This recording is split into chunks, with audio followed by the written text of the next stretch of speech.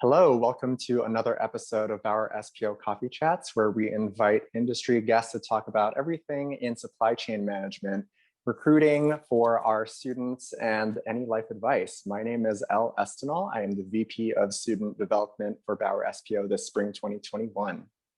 Hello and welcome. My name is William Messenger, the Vice President of Alumni Relations for Spring 2021 and your co-host this season. I'm very honored to introduce our special guest today. She plays such an important role in SPO, and I'm sure many of you listening have had the opportunity to meet her already. She has had great upward mobility throughout her professional career. She is currently working as a business consultant for talent management inside of LyondellBasell and is pursuing her MBA from the prestigious Rice University. I have been looking forward to this conversation for a while now, so I'm pleased to welcome to the show Tohfe Beidas. How are you today? Good, thank you. That was quite the introduction. I really appreciate that. Of course. So can you tell us a little bit about your current role inside of LyondellBasell? Yeah, so my role is a little bit unique from the traditional supply chain role. So I've been at Lyondell for about 5 years, and I've done multiple different roles within supply chain, from inventory planning to being an account specialist to being a fuel scheduler. But I kind of transitioned into this role called a business consultant for talent management. And so I'm still in supply chain, but what I do is I support the development of our team, our supply chain team. So anything from recruiting to training to mentorship to development, anything like that that kind of falls around talent for the people within supply chain would fall under my role. But I'm not in HR. I'm not your traditional HR person. Is just kind of a role that was built kind of recently, about 2 years ago, to just provide a resource to build some of the tools that we need to make sure that we set up our team for success. That's That's awesome. That awesome. sounds cool. So let's take you back a little bit. So you're saying that you are doing a lot of support roles right now within LyondellBasell, within the supply chain sector there. What about supply chain management was exciting to you when you were in college here at the CT Bauer College of Business? Yeah, this is a great question. So I think the reason why supply chain stood out to me is because people don't realize how important supply chain is to any company. And it's interesting because when COVID started and we had all the toilet paper craziness, that's when people started thinking about supply chain. And really, it's the backbone of every industry and every company. And that's what really intrigued me into pursuing this major.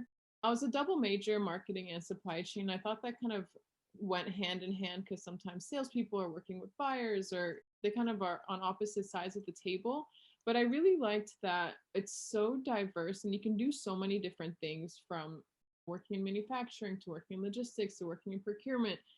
It can be so broad and there are so many opportunities. And it's one of those jobs that really 2 days are never the same because there's always something new going on every day in the supply chain world. Yeah, I think that draws a lot of the supply chain majors to the program because, like you say, there's so many different paths you can take inside of it. And so now, fast forwarding a little bit to where you are now, as a talent manager, you work with recruiting university students, right? Mhm. And our students, our listeners, are really interested in what it takes to get the internship and how to recruit better, how to network better, how to interview better. And so I'm wondering, what are some things that you look for in a candidate when it comes to looking over their resumes, and what can they do to stand out? Yeah, that's a great question. So I think, especially at Lyondell, we really want to build a relationship with the person that we're talking to and that we're recruiting. So a lot of the people that we end up hiring, we have met two, three, four times before and have talked to them over a year or 2 years before we end up recruiting them into full-time opportunities or internship opportunities.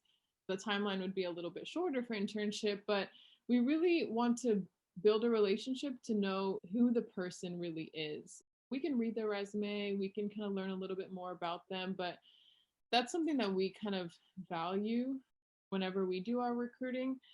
So I guess a tip or a piece of advice would be to be authentic and to be yourself, because recruiters and people in general can tell when you're not being yourself, and sometimes when people try too hard or they are trying to sell themselves, whatever your story is, own it and talk about it. And that's your story, and that's what makes you different. So what makes people stand out is the people that really stay true to themselves and share their story. So you'll hear me through today talk about sharing your story and being authentic multiple times. But I think that honestly, that's been my advice for someone who's recruiting for a job, someone who's looking to apply for grad school, someone who's looking to apply for anything, is just kind of building your story and sharing that with whoever you're talking to. So when you say sharing your story, especially, I know that we practice things like the 30-second me, and obviously we hold mock interviews for our SPO. So what are some things during that specifically, maybe with a 30-second me, that they should include, or in an interview that they definitely should try to explain a little bit more about so that they are better able to share their story? Yeah. So I think, especially at U of H, we have so many different backgrounds, whether it be work experience, whether it be, cultural backgrounds. There's a lot of things I loved about my time at U of H, but the diversity in so many different ways was one of my favorite things. But back to your question, just about the 30-second me, what I mean by saying share your story is everything that's on your resume and everything that you have, just make it all kind of make sense and kind of put it together and keep that story consistent throughout the whole process. So let's say I took a year off in the middle of college to be able to work for a year, and then I gained skills in this specific field. Or I've been working at a bank for the past 3-4 years, and I've been able to build my skills in customer service and customer experience, and kind of relate that to your overall self.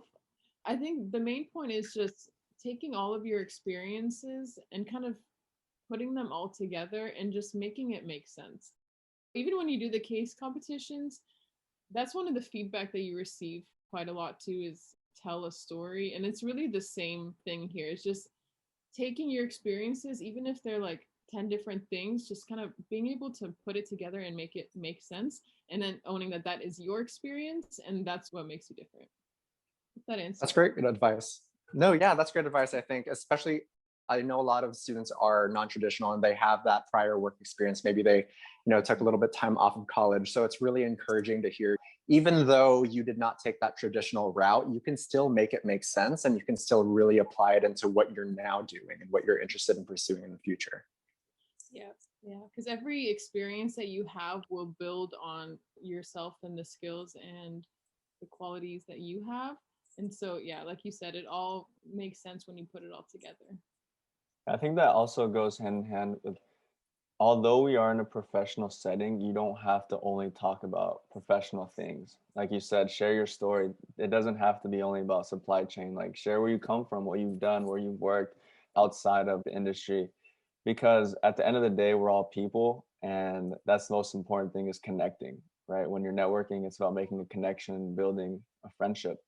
Mm-hmm. So you kind of already mentioned this, but I'm wondering, what are some ways, like when you're at a career fair, you've met so many UH students, what is something that some students have done that have allowed them to stand out when in the career fair, career mixtures? Like, can you maybe even have an example of like, wow, that really stuck with me when that one student talked about this, or his 30-second me was different than the typical one you usually hear?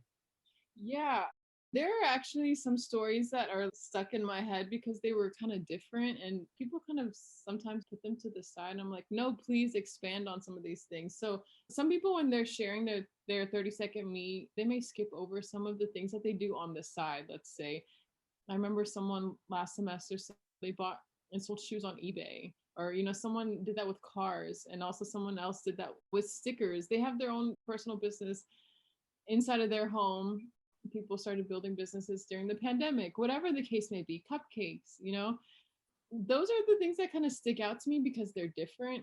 Some people, I tend to see that on their resume, but they don't mention that in their 30-second me. So, if you have something like that, then share it. But the things that you should cover in your 30-second me is really just a very brief overview of your resume and who you are. But at the same time, some people tend to walk up to someone at a career fair and their nerves kick in, and then they start like rambling, and it's like 5 minutes in and they're still going on their 30-second me. So my advice for that would just be, you're really touching on the key points of your resume. And what you want to do is to have the recruiter dig into something that you said. So we could say, I interned at this company, and then after I was a leader in this organization and blah, blah, blah. And the recruiter will then ask you for more information. You don't want to throw everything on the recruiter in the first minute of meeting them. You're just kind of going high level for them to kind of be able to dig. And those are the best conversations that I have, honestly, are the ones that they kind of like set the stage, and then I can kind of learn more about them through asking the questions of something that they talked about. If something will be interesting, or I want to know more about a certain internship or student organization. And that's how we kind of kick off a great conversation. That's great to hear. That's good advice right there, especially because we've been practicing our 30-second me's. We have our career fair next week on Friday. And a piece of advice that has been kind of recurring is the same thing that you said. Really touch on that high level information to draw the recruiter in so that you have something to talk about. So would you suggest, even because a lot of people just include a lot of professional things they've done or student organizations, how would you maybe put in something that you do on the side that was maybe just a hobby? Would you include any personal interest in that? I think it makes sense to throw it in there. You can say, like, I like to, I don't know, I'm trying to think of an example. I like to bake, so I started selling my cakes to people or something. You know, if it makes sense, throw it in there, because back to building a relationship, we really want to know the person. Everyone has a resume, everyone has work experience, but who are you as a person? Are you the person that I want to work with in the future? That's really the question that we try to answer. So yeah, if it makes sense, you know, throw it in there, because it kind of tells about who you are and just your interests and your hobbies and the things that you like. And that's stuff that we want to know about you. Definitely. Well, thank you for that. Well, to talk a little bit more about you, I guess, and your interests, you were pursuing a master's degree right now. What brought that on? Yeah, it's a little bit of a crazy time, I'll say, to start an MBA in the middle of a pandemic. But getting my MBA is something I was thinking about since I graduated. And I had a mentor at my my second internship that gave me this piece of advice, because I had mentioned, yeah, I want to go to grad school in the future. And this is ingrained in my head. He said, the longer you wait, the more it'll make sense. And I was like, really know what that means. At that time, I didn't really understand, because I was like, 2 years after college, I'm still kind of in the study mode. Let me get it done. But I completely understand what he means now, because the more work experience you have, the more the stuff that you learn in class makes sense. And that's exactly what he meant. And I wish I probably could find him somewhere and tell him thank you for that advice. But what made me want to go to pursue my MBA is I felt like I was at a perfect point in my career where I wanted to enhance certain skills that I wanted to work on. So I've been working in supply chain, I'll say 7 years, 2 years of internships, and 5 years full time. And I've figured out what I like. And we may get into this later of exploring what you like and what you don't like.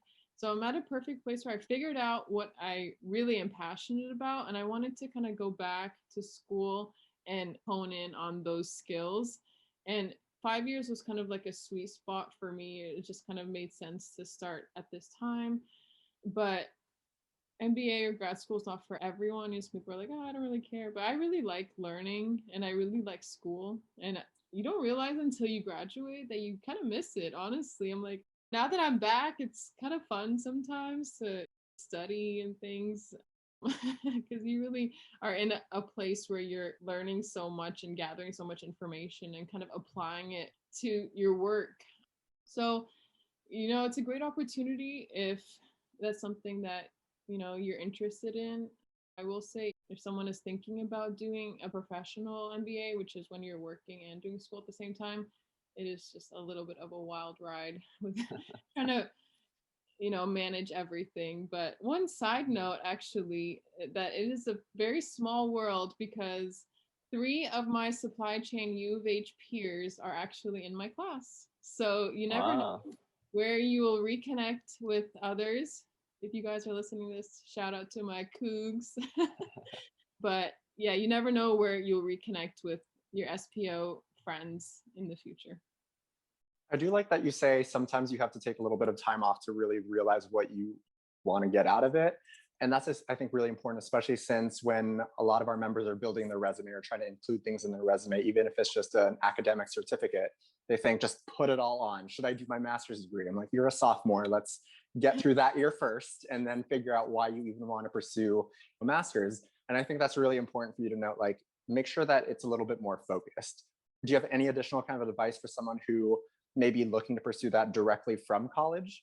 Yeah, I have a few people in my class that did their MBA directly after college, and they probably have figured out exactly what they wanted to do. And for some people, timing is just right for them to be able to do that. You know, I have someone else in my class who's 2 years in, but she said it was the perfect time for her. So it really just kind of depends on what you want to do and what you want to gain out of it.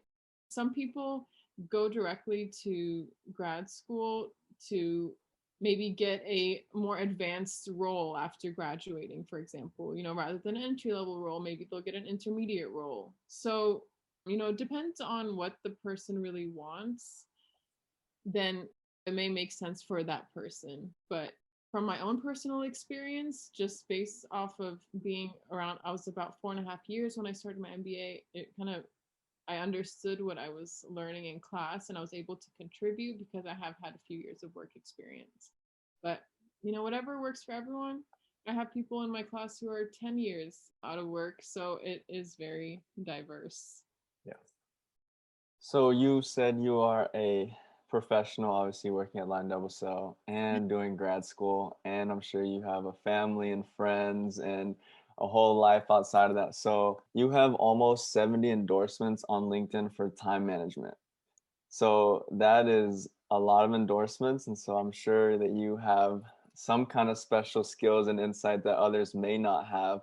So I'm wondering, do you have any tips for time management that we can start applying?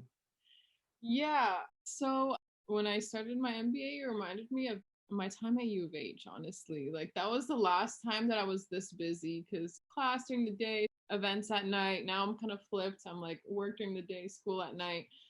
But the best advice, honestly, is just writing things down. It sounds so simple, but I'm always thinking about like a project that I'm working on at work. You know, maybe this is a good idea. And then I think about, oh, wait, I have an exam later tonight. Maybe I need to do something. So honestly, writing things down. I have my little notebook here, my to-do list where I started scratching. Earlier, I kind of mentioned about my sticky note to-do list. I sometimes put some sticky notes back here if it's just simple tasks like send an email to someone or something like that. There's that psychological effect of crossing things off lists and checking things off. And also, my best friend right now is my calendar, my that connects to my phone and every device, all my Apple devices. And that kind of helps keep me in check. And sometimes people don't think about this, but you can also block time off on your calendar to do other things. Not like I have an SPO meeting tonight. You can block off time on your calendar for studying. So then you know, okay, tomorrow from 12 to 2, you know, I'm going to study. And so sometimes that kind of helps organize my day a little bit. So those are the things that have kind of helped me is really writing things down because I have a lot going on in my brain right now that it's hard to keep up. But I wanted to kind of touch on one other thing is that a lot of those endorsements during my time at U of H, there was, I think, something in one of our entry, I can't remember what class or what, maybe it was some extracurricular thing where everyone kind of like helped each other out and started endorsing each other. And I would recommend for you guys to do that because, you know, when people look at my LinkedIn, they're like, oh my gosh, you have a lot of people that have endorsed you and a lot of these different things. And you know, that's something that you guys may think about if you have some sort of LinkedIn workshop or interview workshop or something. Everyone, if you know the other person and you know that they're good at certain things, help each other out. That's what you guys are there for. And honestly, a lot of those endorsements are from my time at school. So I would recommend for you guys to do that for each other because that's what you guys need to do, help each other out wherever possible. Yeah, I That's great. like that. We need to build each other up. We're a family at SPO, you know, so Exactly. let's endorse each other. Yes. So you were talking a little bit about your time at SPO and things that you kind of gained from that. You were also a part of the PES program. Can you talk about that experience a little bit more and maybe some things that you've benefited from that program? Yeah, so PES, for anyone that doesn't know, I guess it's a program for excellence in selling, which is a group at Bauer where you can kind of improve some skills if you want to go into the sales world. So I kind of joined PES because initially I was a marketing major and it kind of just felt right at the time to kind of learn more and expand on those skills. And in PES, I figured out I don't really want to do sales, but the biggest part, honestly, that I learned during PES was personal branding. And Professor Amy Vandeveer Novak taught that course, and I think she teaches marketing 101, but that kind of is ingrained in my head. And a lot of things that I'm kind of saying about building your story and stuff like that all goes back to personal branding. Like, who are you and how are you going to sell yourself? Because I didn't go into sales, obviously. It's not something that really interests me, but what I learned is how to be able to sell myself, whether it be in an interview, whether it be in the workplace when you're new, people are getting to know you. Who are you? How are you going to contribute to our team? So, really, the biggest thing that I learned out of PES is just the personal branding and just being able to kind of sit down and think about what is your brand and how are you going to portray that to others.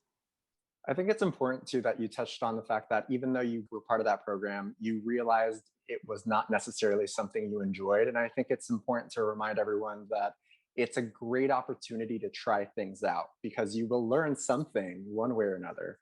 If it's something that you are passionate about, great. If not, then like you said, you're able to kind of still take away some kind of lesson from it. Yeah, and honestly, that's something that I tell every time I come to campus is really take advantage of every opportunity that comes your way because this is something that I also try to share when I come to campus is internships are the best time to figure out what you like and what you don't like. The best time. In the future, when you start in the workplace, there's no time where you can be somewhere for 3 months and say goodbye. I mean, you can probably, but it's not as okay as if you're an intern.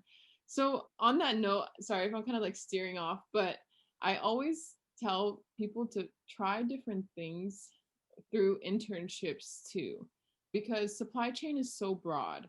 So for myself, I'll tell you from experience, my first internship was in indirect procurement. I was like, this is fun.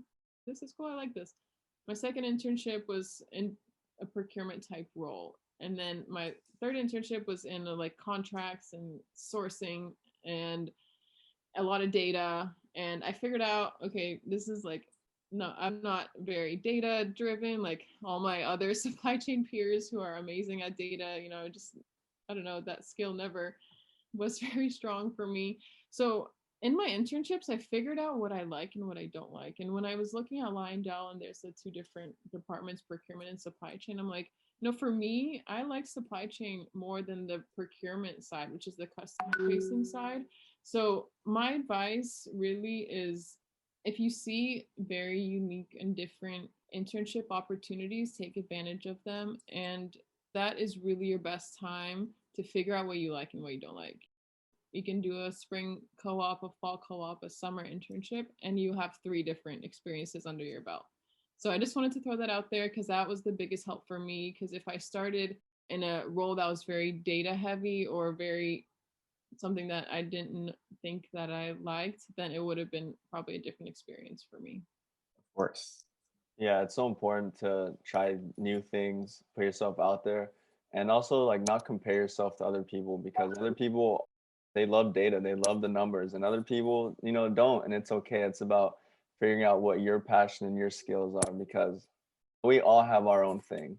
It doesn't have to be what everyone else has, and that's what makes supply chain cool is that there's enough to go around and there's a position for all of us. Exactly. Very well, perfectly said. There's a position for everyone because it's so broad. Yeah. So they say that it takes a village to raise a child. I'm wondering what kind of resources have helped you get to where you are today? Yeah. So really mentors and peers. During my time at SPO, that's where I learned a lot and kind of was able to grow in a lot of different ways, whether it be from leadership skills to soft skills to whatever it may be. Taking advantage of those opportunities was a huge help for me. Even if you attend like the interview workshop 3 times every semester or 4 times, and the resume workshop, whatever the case may be, I always made sure that I took advantage of everything and tried to soak in all the information that the alumni and professors and the leadership teams and anyone kind of around me would share. And additionally, other than people at school, I worked with some really great people in my internships that really provided some great information and some real work life knowledge that really kind of resonated with me. So, really, the importance of finding mentors and people that you trust and can share your honest thoughts with. I would kind of say seek those out and continue to talk to them and work with them. Obviously, Dr. Wayhan has been a huge mentor for me and us, and he's always available to assist. So, shout out to him for being a great resource too.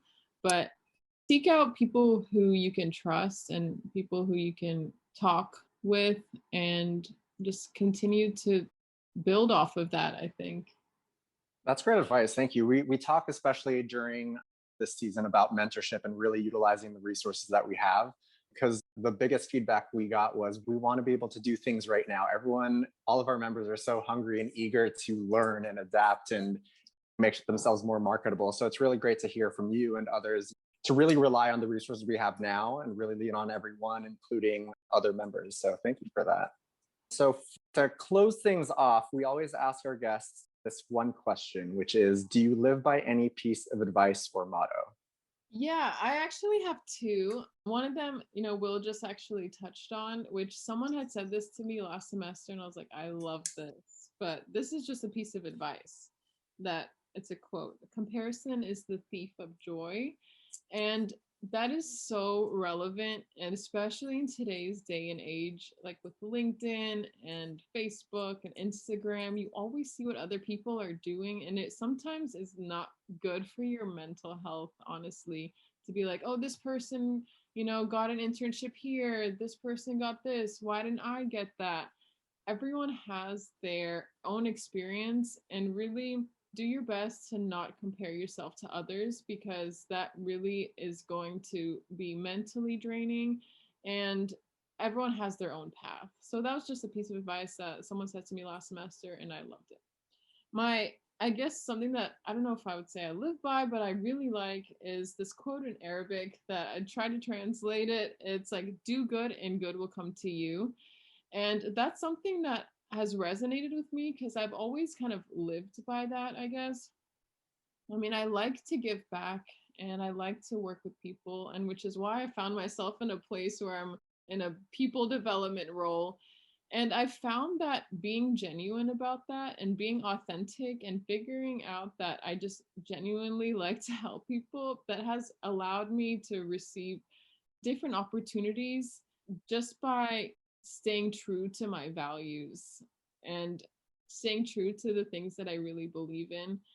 You don't want to get, I don't know, lost along the way. You really have to kind of think about yourself and your values, what you believe in, and going back to sharing the story and being authentic. It's just so important and so relevant, and it's just something that really has kind of resonated with me.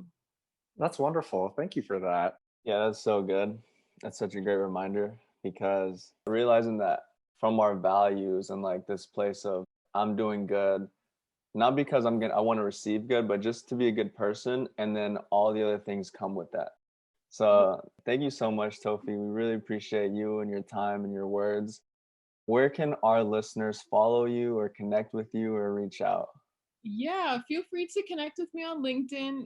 I'm trying to be pretty active and I connect with people there, and I love to comment and congratulate everyone on their accomplishments. So feel free to connect with me on LinkedIn. That's a great resource.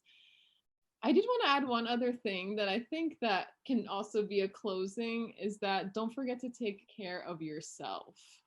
And self-care is so important, especially in this environment that we live in. You know, we're living in a place where we're sitting behind a computer for hours and hours, and it can be exhausting. And so take time for yourself, your mental health, your physical self, your emotional self, everything. Just try not to put yourself in a place where you get burned out. And to be your best self, you really have to take care of yourself.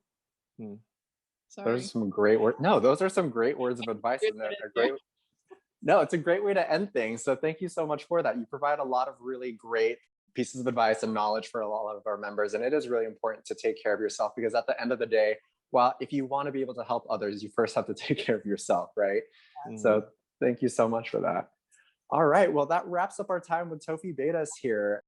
Thank you again for coming out and joining our podcast, and we will see everyone else for the next episode of Bauer SPO Coffee Chats. Take care. Guys.